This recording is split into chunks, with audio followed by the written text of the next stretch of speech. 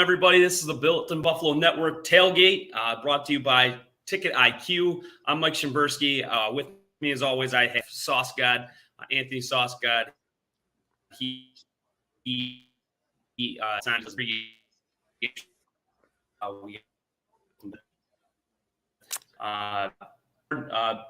You pumped up?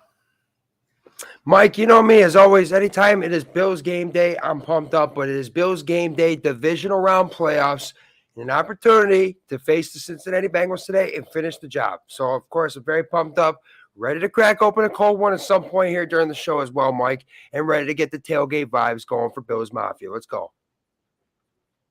Yeah, guys, make sure you don't miss that. We're going to crack open a cold one later on in the segment. I love that part. That's what gets me fired up right towards the end.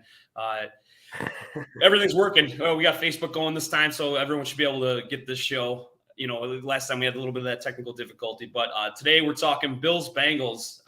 I'm surprised we're even in this game, to be honest with you, because of last week. I don't know what your thoughts are against that Miami team, but it was not what I expected.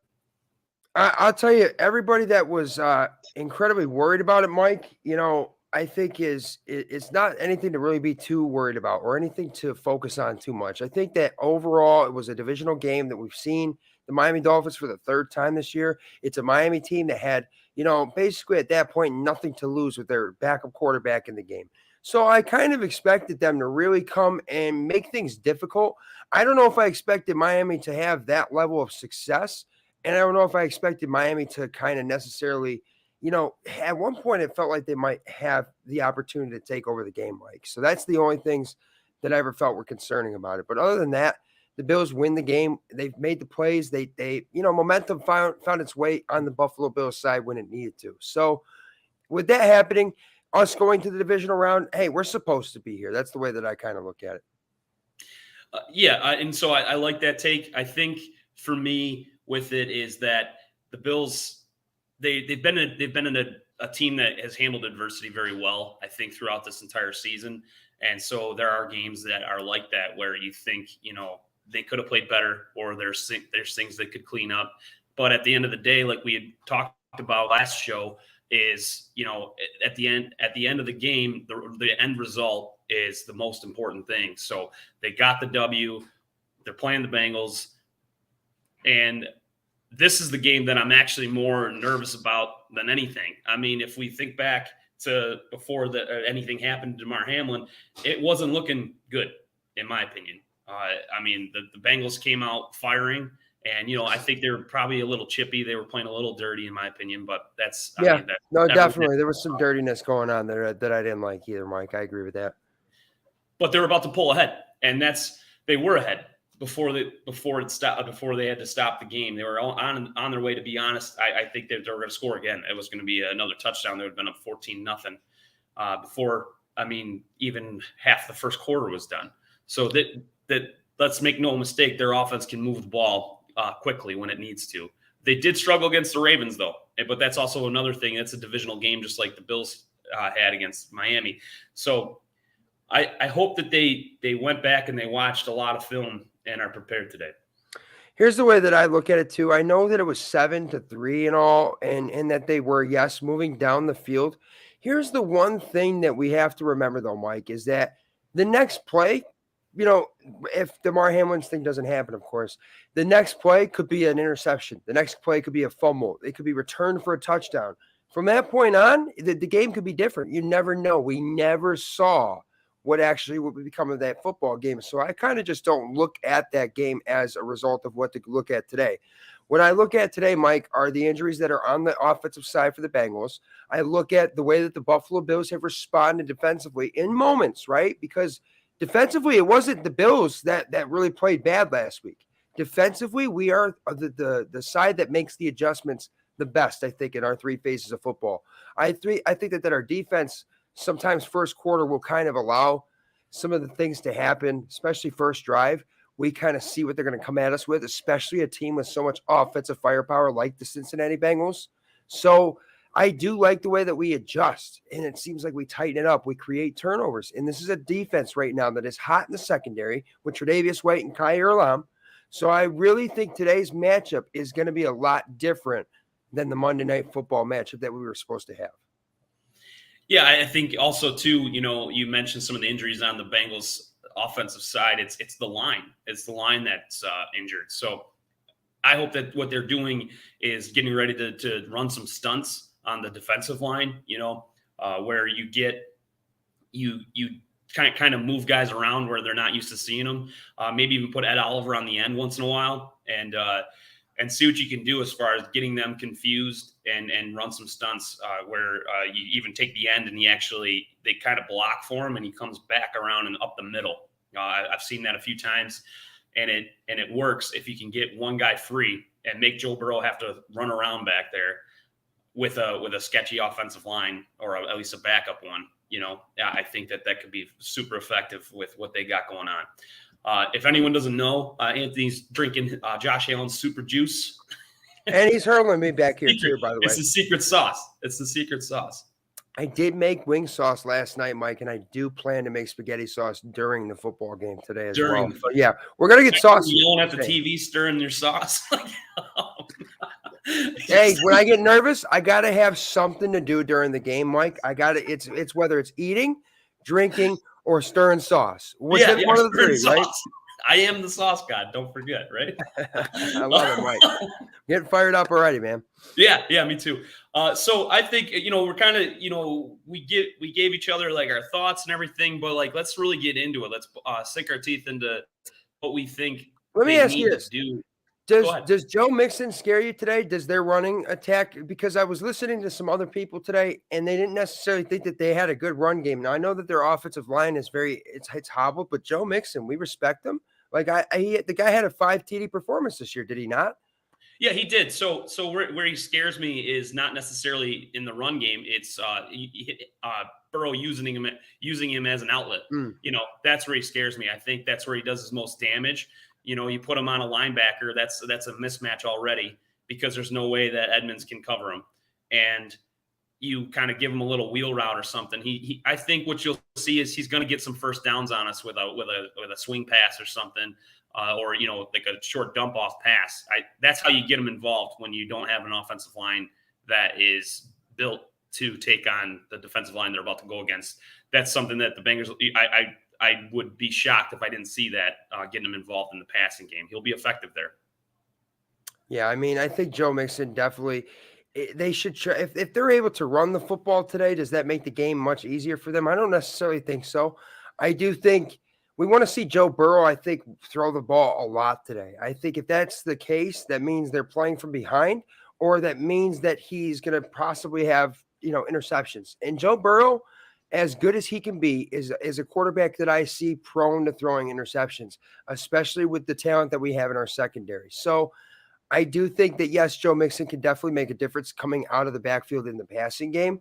But I don't think that today he's going to be the main focus of that offense. I think it's going to be guys like Jamar Chase and T. Higgins that they try to get going right off the jump.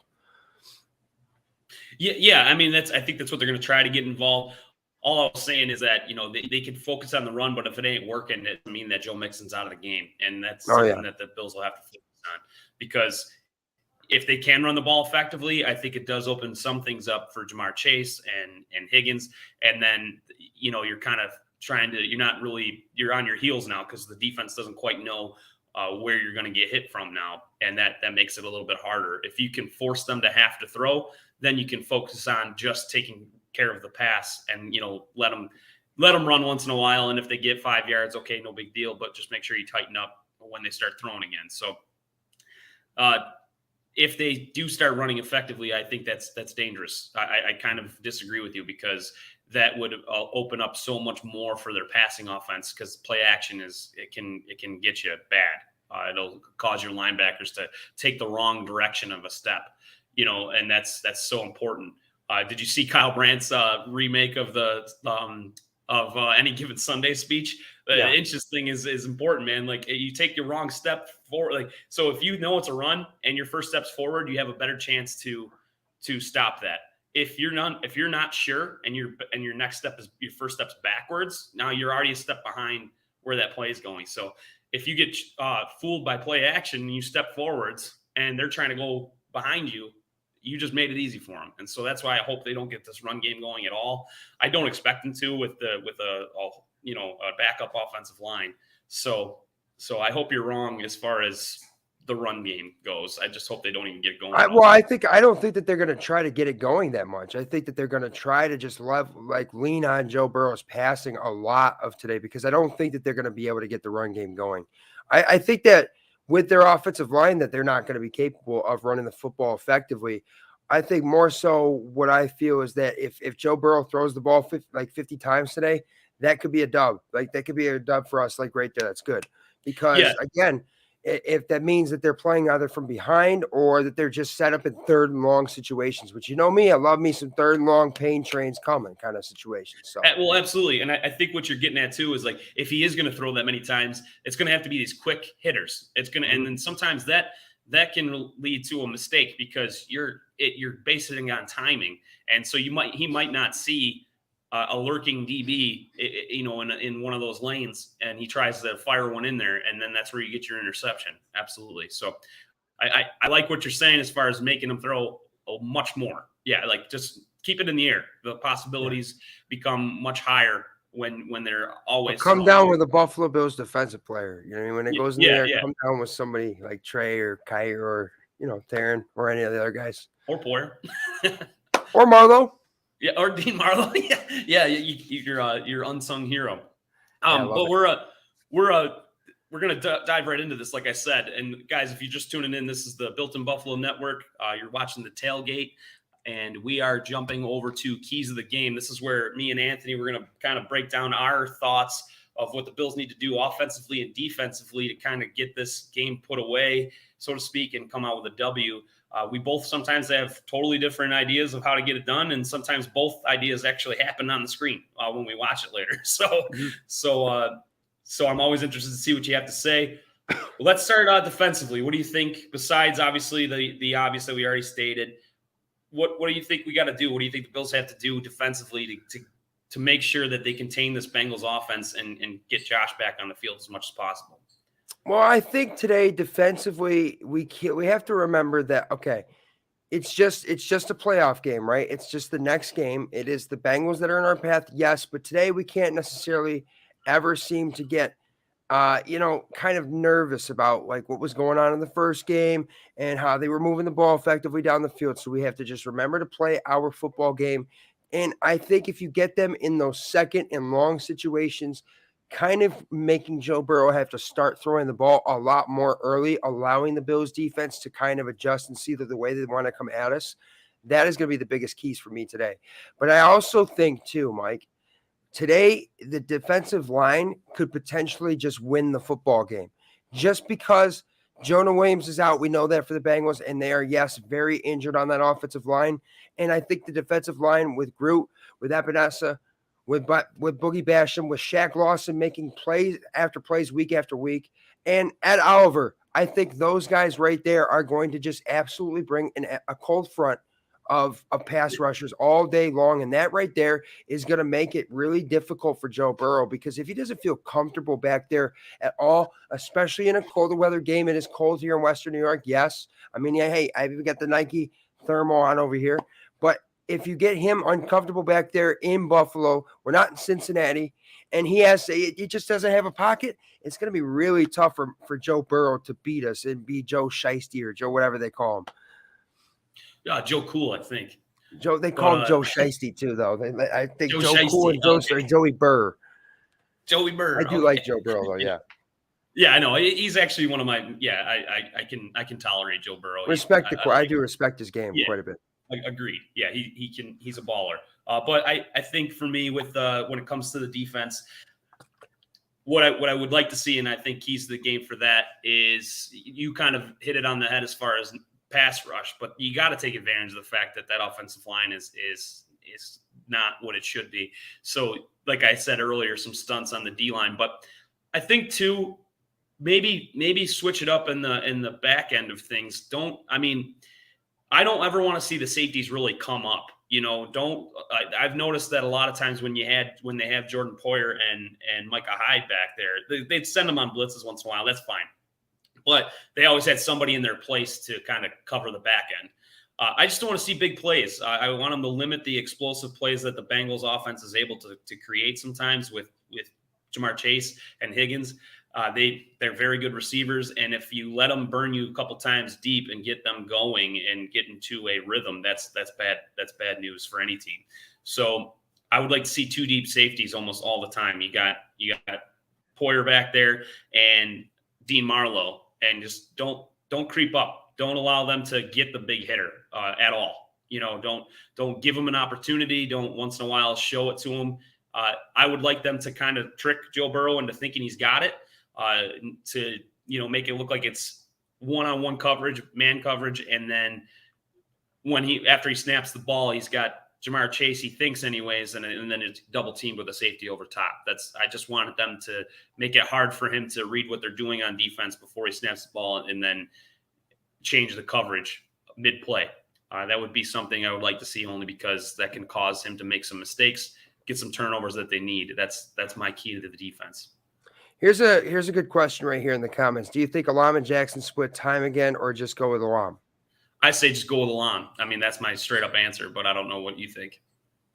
Well, I do know that this is a very popular theme right here as well, Mike. Tackle, tackle, tackle. So I like Kaiir Elam today. Kaiir Elam has done very well, and I think, Dane Jackson, man, could we maybe consider moving him to a safety position eventually? I mean, that might be kind of the move for a guy like Dane Jackson. And hey, I love Dane. I want everybody to remember that Dane had a very severe injury in the start of the season, and he did play pretty well for a lot of moments with the Buffalo Bills throughout his tenure here. But Kaiir Elam is what you drafted him for, is to be a starter alongside of Tre'Davious White and to try to get to the level of all-pro, which at times we've seen the flashes of with Kaiir Elam this year. And hey, interception last week. Can he maybe keep it up? I like seeing him opposite of Tre'Davious White because their game is very, very similar. And I like the way that Kaiir Elam can bait some guys. He has this move. Montage actually talked about it last night, about how he baits guys kind of, to come up, and then that's how he made the interception last week with Skylar Thompson. So I think, and here's a really funny comment too, by the way. You see Chad Henne yesterday, longest playoff drive in Chiefs history, 99 yards. Just saying, pick 3, choose 2. But Mike, I think Kaiir Elam is really just a great young cornerback for this team, and this is why he brought him here. And Dane Jackson is kind of a little bit of a liability at times at defensive back. No disrespect to Dane. Love you, Dane. Yeah, I think that as the season's gone on, Dane has fallen behind a little bit in the cornerback race. There's just times where they pick on him. The other team realizes that that's the weaker side, and they go there often. And then that's hard to argue your starting position when you're constantly giving up plays. But it's tough when the other team's consistently coming at you because they're trying to avoid Tre'Davious White. That puts a lot of work on your shoulders. So it's not an easy position to play. And I do think that he's had sparks of brilliance. He's done well when asked to do so, but then there's other times where he's been the liability, like you mentioned. So that's why I chose Elam. And I think that the longer the season's gone on, Elam's gotten better. He puts himself in good position to make interceptions. He's had quite a few this season for a rookie. And he is also very aggressive. The only thing that I'll say about Elam is that he's either going to have solid coverage on that receiver or he might get a flag or two. There's times where he's a little bit too aggressive or a little bit too handsy with the receiver, and that's going to cause a flag. But I'd almost have that than the opposite, where you're just kind of letting the guy, have easy uncontested catches. So I like what I see from him as a rookie. I think there's only one direction for him to progress, and so I just want more of him on the other side, opposite of Tre'Davious White, and stop making him split time. Yeah, I definitely think so too. And Kaiir Elam just needs to have the consistency and the consistent level of playing time that he has to have in order to develop. Because one thing that I didn't like is that, we saw what we were going to see what we got from Xavier Rhodes at some point instead of going with Kaiir Elam.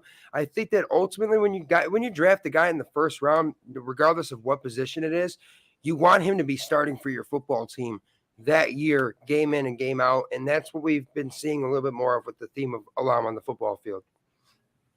Yeah, and I wasn't against Rhodes playing it all. I mean, I thought that when Rhodes got put in there, he did well. He played like a veteran. He played what you would expect.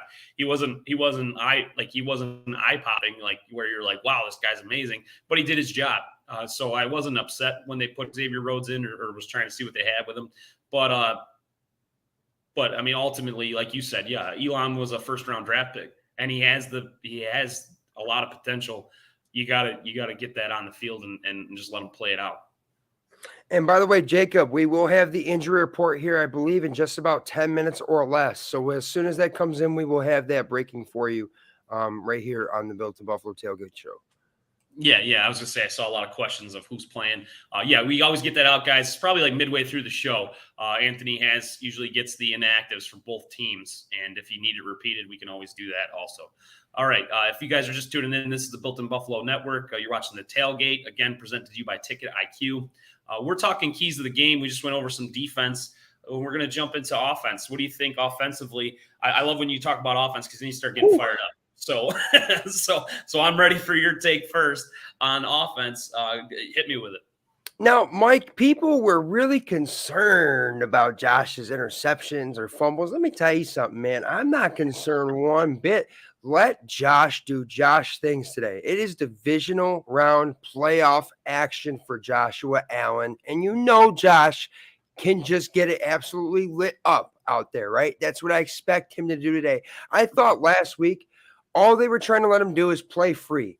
And he did play very freely to the point where, yes, he had a couple of turnovers. But if you take away, you give Dawson Knox that second touchdown reception. Khalil Shakir hauls in the long pass. We're talking over 400 yards and over 4 passing touchdowns, Mike.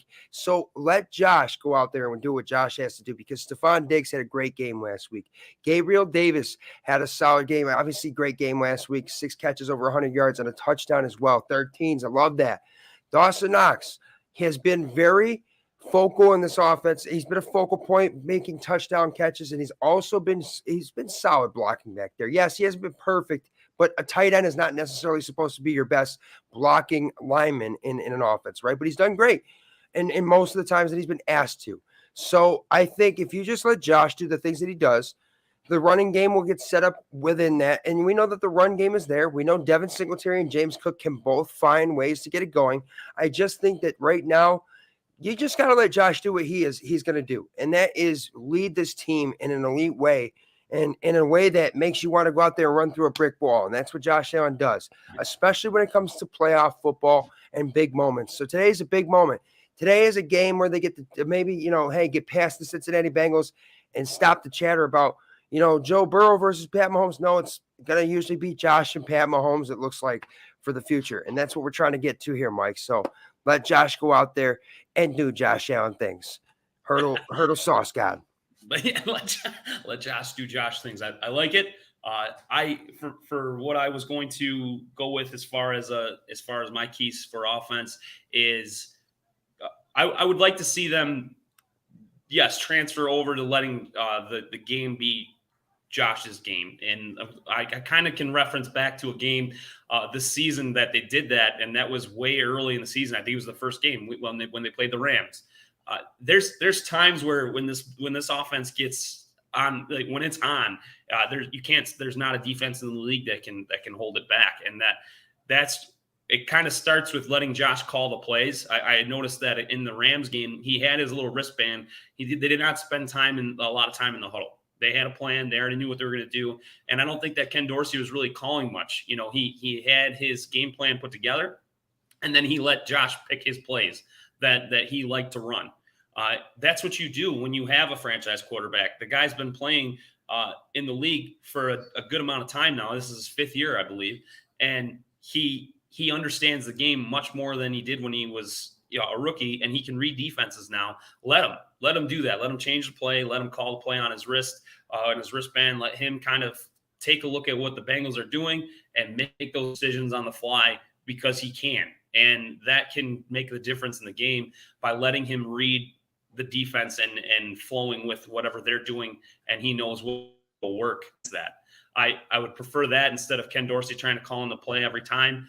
It's a different seat in the house. When you're up in the booth, you could see a lot of things that you can't on the field, but when you're the quarterback, that's the best seat in the house. You can see exactly what they're doing. You can almost read body language of players, and the better you get, the more you know how to adjust to what they're doing and create positive plays for your offense. And so I almost want to have them to ride the IQ of Josh Allen, not necessarily just his physical ability. Let him call the plays also. Yeah, I think and that's something that we saw from Josh kind of in that second Miami matchup, especially in the fourth quarter, is it seemed like Josh was kind of calling the game. It seemed like at that point, hey, you see what's on the field, you know what you've got, you know what they're throwing at you, you go figure it out. And that's something that Josh Allen can definitely do very well. And that's something that I think is incredible when you talk about his growth, right? Because his rookie year, Mike, we think that that was a good thing for Josh. Probably not. Probably not, right? But of course, we knew Yeah. he needed time. We knew he needed everything that needed to be placed around him, sure. But the way that he can go out there and just trust his guys, I do like that. I say, hey, sometimes he's throwing it up a little bit more contested opportunities for Stephon Diggs. He definitely threw some targets at him that were very tight and tough opportunities, but Stephon Diggs almost making those catches. I just love to see the trust that he has with his guys and the trust that the Bills have with him heading the offense. Some of those plays make the difference in the game. You know, it's not easy sometimes to recognize that. You know, sometimes they're like, oh, where were you throwing, or what were you thinking, or what were you doing? There's times where you have such a playmaker with you that you have such trust in, and you trust your own ability. So what he might see that Diggs isn't necessarily open, but he can throw him open. You know, there's certain plays, like if I put the ball just right there, he'll go get it, and the defender won't. So there's something that is an old saying in the NFL of like, only put the ball where your receiver can get it, and that's like what good quarterbacks do. It's called ball placement, and so a guy can be covered, but if he's only got one guy on him, and you put it in the right spot, and you got such a good receiver like Stephon Diggs, there's a big chance he comes down with that ball. So I'm never really mad at him if he does give him a 50-50 ball, because he's betting on his guy to win that fight for the ball. And so you got to take those chances once in a while. And his receivers are supposed to win those 50-50 matchups. You know what I mean? It's really more supposed to be a 75-25 matchup. Yeah, the odds are not supposed to be 50-50. More like 50-50. Really. Does he get it or not get it? Right, exactly. But that's why I'm fine with that. You got to put some trust in your receivers, and then when you do that, they trust you, because they know that they know that you have trust for them. So then it's just reciprocated, and then that's why they have such a tight group there. And you know, that's why it works the way it does. I laughed about this. I was watching NFL Network, but Michael Irvin was just talking to where he likes to talk to the guys on NFL Network, and he said something about get the ball out nice and early. It's very easy for a receiver to say that. You know what I mean? It's very, very easy for receivers to say that. But hey, it shows when you do throw the ball at them, and they might not have any business of catching it when you look at it, but then they come down with it. That's when they have respect for you, right? Yeah, absolutely. Because you gave them a chance. You know, you put it out there. You gave them a chance, and then they feel a part of the offense. It's when you're not giving them a chance. Like there's moments where they think they're open, and they're really not. That starts to become a problem if you're still not looking their way. Like give your guys a shot, and I think that's what Josh does. Sometimes it doesn't work out the way you'd like it to, but you got to there's going to be times where there is nobody open technically. So you got to give it a chance once in a while, or, obviously throw it away if it's absolutely, just lockdown coverage. But if you think you got a chance and you got an arm like Josh Allen does, and you got receivers around you like Austin Knox and Stephon Diggs and Gabe Davis, I say you give it a shot. One other player that jumped out last week, though, that I actually kind of want to talk to you about is I did like to see they kind of Beasley took over a drive.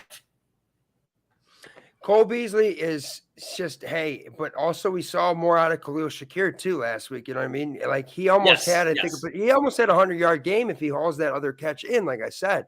So Cole Beasley, oh man, was that not great? Because it looked like we really needed some kind of momentum, and Cole Beasley got it for us. Like if anything, Cole Beasley kind of was the unsung hero last week. Him getting that big catch, for how he just continued, he really took over that drive, and it showed there he is. Exactly what we lost when we got rid of Cole Beasley. And what we might have taken it for granted, Mike, because the offense lacked plays at times this year, and there was just something that they were missing. And truly, maybe it really was Cole Beasley's production. Yeah, he had that one route that I saw. It's his favorite one. He fakes it outside and then cuts back in. It's like a zig route, but he's so good at running it, and he gets the defender to commit. And then he gets himself wide open, and that's how we got that first down. That's how the Bills got the first down. And then later on in that drive, Josh Allen finds him for a touchdown, his first playoff touchdown ever. It's just good to have him back. That was production we were missing, and Khalil Shakir should be riding his coattails the rest of the season. And if they keep him on for next season, you learn everything you can to get really good at that slot receiver, because that position, because we have Khalil Shakir on a rookie deal, so he's with us for a few years, and we could really make him into something if he can learn something from Cole Beasley, who's so good at it. Here we go. I've got the injury report ready for you to go, Mike. All right. Here we go. Daquan Jones is inactive. Tommy Sweeney, Ike Butker, Balin Spector, Terrell Bernard, Christian Benford, and Jared Maiden are all inactives, meaning Jordan Phillips is active this week. As far as the Cincinnati Bengals go, Mike, I will have to take a look to see where I can find that as well. Obviously, we all know that Jonah Williams is out. Yeah, take your time. Guys, if you're tuning in, this is the Built in Buffalo Network.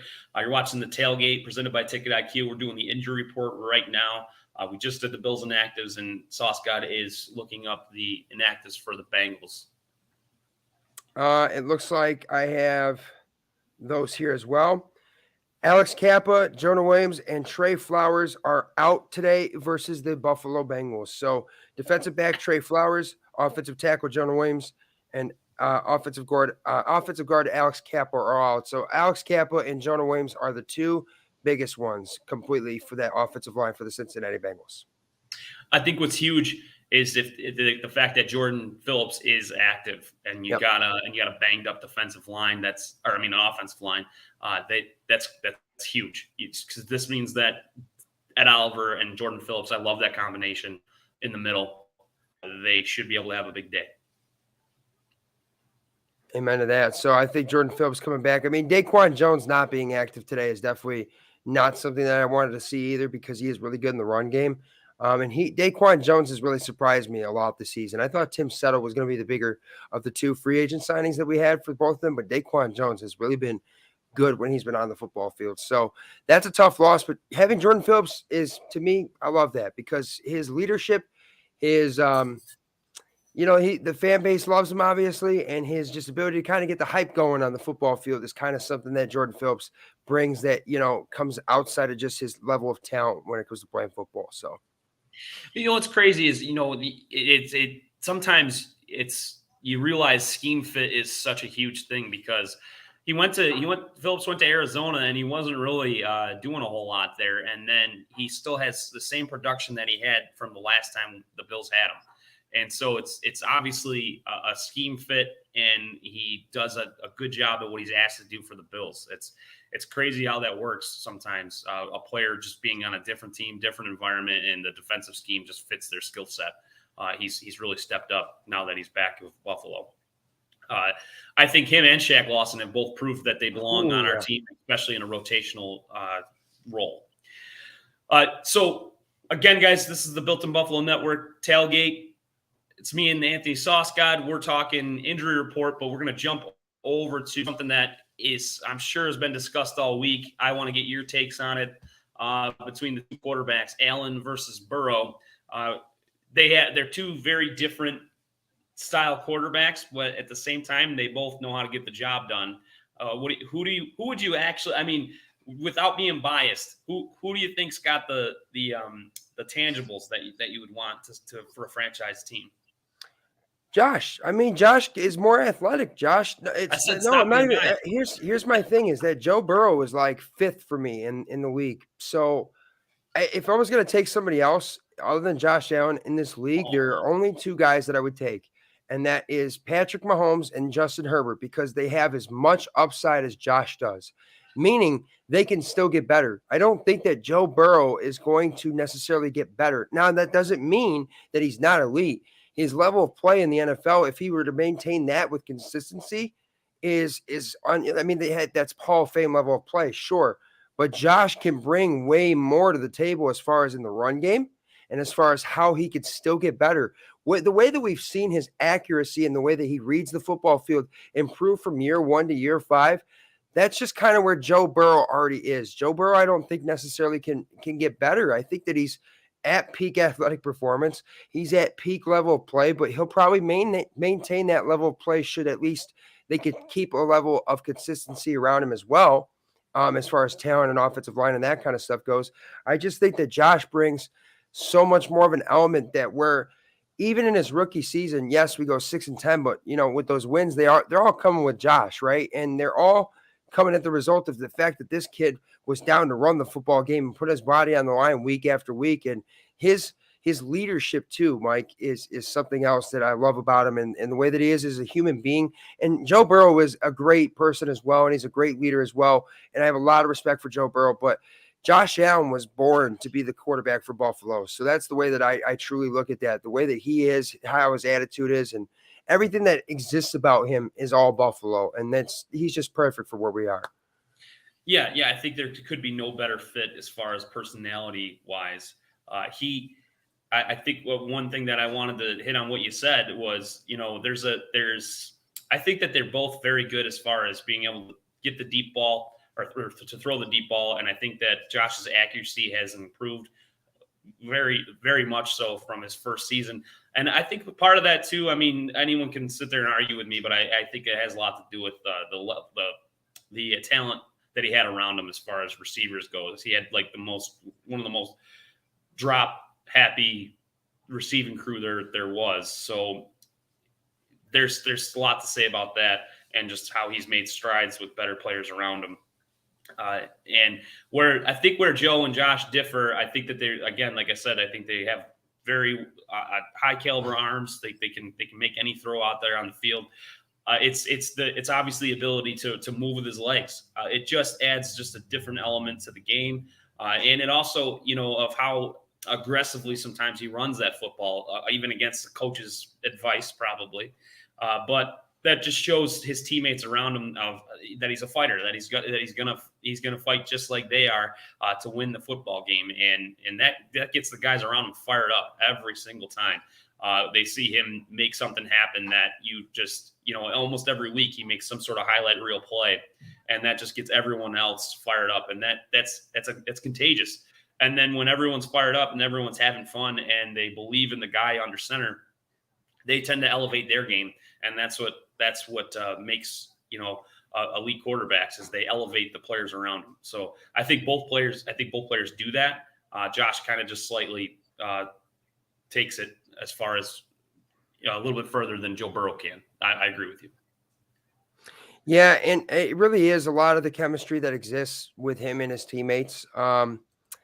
But I think the way that I watched every start that he made in his rookie year. I mean, I was there in person for his first rookie start. There's Bills Mafia live on NFL Network too. You love to see it going nuts at the tailgate, just like we are here built in Buffalo. I just think that this kid is different, man. The way that he came in and he was wrestling with the offensive lineman in preseason. He's going to barbell twice a week. Like that's Buffalo, New York, baby. That's our quarterback, Joshua Allen, QB1, the only quarterback in NFL history. Yeah, the only quarterback in NFL history. I do like D14's comment there. It says Josh's chemistry with his team is unmatched. I would have to agree. I mean, there's just times where it seems like when they're on a roll, he can spread the ball around very effectively, and it doesn't seem to matter who he's throwing to. He trusts each and every single person that's on the field, and they trust him. It's huge. Mm-hmm. That's very true. But all right, like I said, if you're tuning in, this is the Built in Buffalo Network. Sauce Guy, you actually kind of mentioned this. More turnovers. You're not worried about them. I am. That Miami game, I think that Josh played well when it mattered, and he threw quite a bit of yards. He had, and like you said, a couple drops that got left out there on the field. He had a monster game. If you eliminate the turnovers to me in this game can't happen. Those same turnovers cannot happen.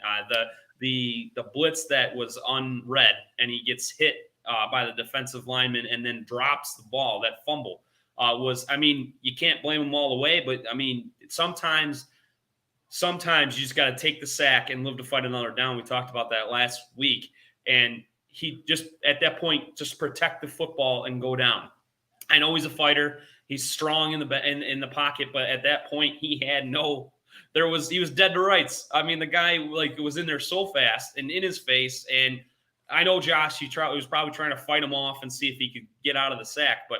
That one moment, I was like, okay, just cover up the ball and go down. And instead, fumbles it, they pick it up, score a touchdown, and they're right back in the game. And I just don't want to see any of that today.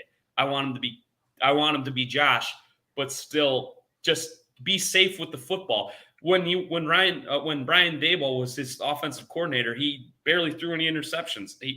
I want that Josh back.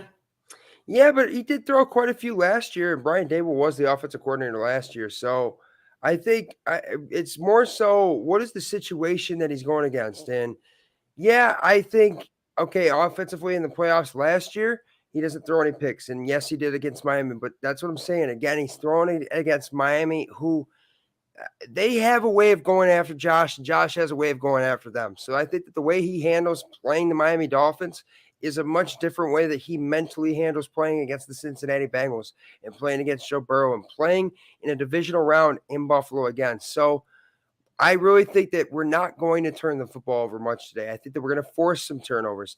I don't want to see turnovers, obviously. I never do. I want to see clean game, but I don't anticipate as many turnovers as we did last week. I just think, again, that whole divisional situation just makes everything so much different. And that's what makes games so much different, scoring and everything like that, right? So I just let's go out there and play an exciting game, and let's not be afraid is what I want to do.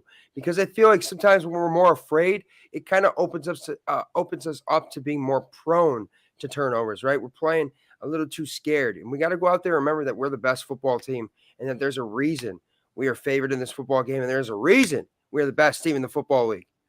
Yeah, absolutely. I think if you play conservative, that's what you end up doing. You don't get enough production from your offense, and ultimately, teams take advantage of that. And so that could really lead to you going into a shell and just letting that defense do whatever they want. And then so that could be just as detrimental to your offense as if you were taking some risks. I'm not saying don't take a risk, and I'm not saying that he has to have a perfect game where he throws no interceptions. It's the timing of the interceptions. It's the timing of the turnovers.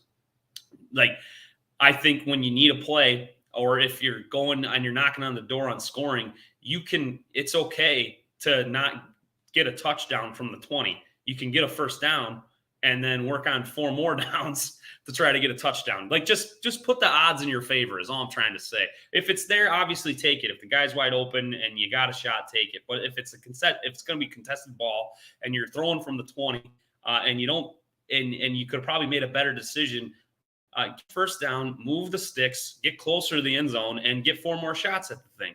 That's all I'm saying. And don't make such crazy decisions where you're giving the other team an opportunity to get the ball back, and then you got to go sit on the bench. The longer Josh sits on the bench, the Bills aren't scoring any points. So that's the biggest thing for turnovers with my opinion is that if Josh isn't on the field, the Bills aren't scoring, and that's not good, especially when you're going to play a team like the Bengals. They want Josh on the bench all game long if they could. So when you have the ball, take your time with it. Get your first downs, milk the clock, score on every drive. That's literally what needs to happen. And Mike, I wanted to highlight this comment because I just love seeing a lifelong Pats fan, but have become a fan of this Bills team. Would love for you guys to win a Super Bowl, and prayers for DeMar. And I'll tell you what, I don't really see eye to eye with very many New England fans, but William, we are definitely in sync, my friend. Thank you very much. God bless. Yeah, thanks, William. Oh yeah. Okay. I mean, hey, I like that somebody can say something like that and be a That's Pat a fan. grown man comment right there. That's a grown It man is. It comment. is. I don't know if I'm there yet. I don't think so either. I don't know if I can say the same thing I back. think I'm not that mature yet. I don't know if I've matured Uh, enough yet for that. I love that. Maybe in a few years. But again, nonetheless, thanks, William. Yeah, thanks for going to win the game. All right. Hey, listen, I love everyone's confidence. Trust me. And then when I do this with Anthony, this I get all fired up. I start getting some nerves going, and the closer we get, I know it's going to be game time, and I just get I get ready. I get ready. I feel much better about watching the game after we talk. Again, guys, we're headed towards the end here, but if you just tuned in, this is the Built in Buffalo Network. You're watching the Tailgate, again, presented to you by Ticket IQ. Also, make sure you check out the Built in Buffalo gear, or I think it's, what is it, the gear shop? What do we call that thing? We have a merch shop. Merch shop. There we go. That's what I was getting at. Thanks. Gear shop. All right. I like that too. So we were just talking about turnovers. We are about to go into our last couple segments here, and we like to do a projected performer of the week. This is where Anthony and I both pick who we think is going to have a big day. It could be on offense, defense, special teams. Doesn't matter. We just pick who we think is going to have a big day and a great performance. Who do you got?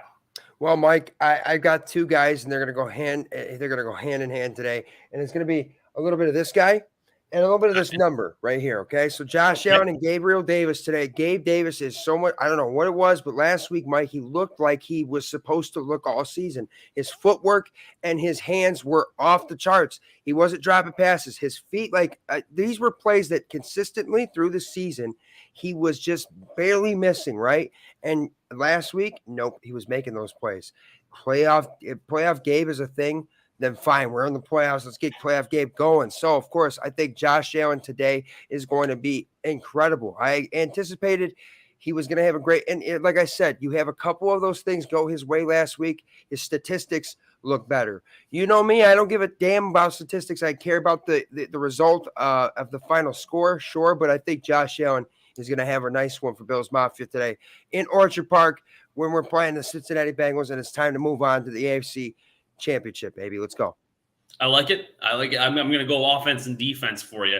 I think my projected, I'm going to go two players for you. Since you did two, I'll do two. I'm going to go Dawson Knox on the offense. I think that, the Bengals are not going to be as focused on him as they will be the other players like Gabriel Davis, like you have, and Stephon Diggs. I also think that they'll kind of try to key in on that slot since they saw what it did to Miami with Khalil Shakir and Cole Beasley. They'll try to take that away, but you can't take everything away at once. And so I think that Dawson Knox is going to be the guy that Josh looks for and has some success, whether it's early on or later in the game. And on defense, I'm going Jordan Poyer. I haven't picked Jordan Poyer, but I know what he brings to the table and the plays that he's made for this defense throughout the season. He's played injured. He's showed that he can be a leader to this defense. I really hope they re-sign him somehow, some way.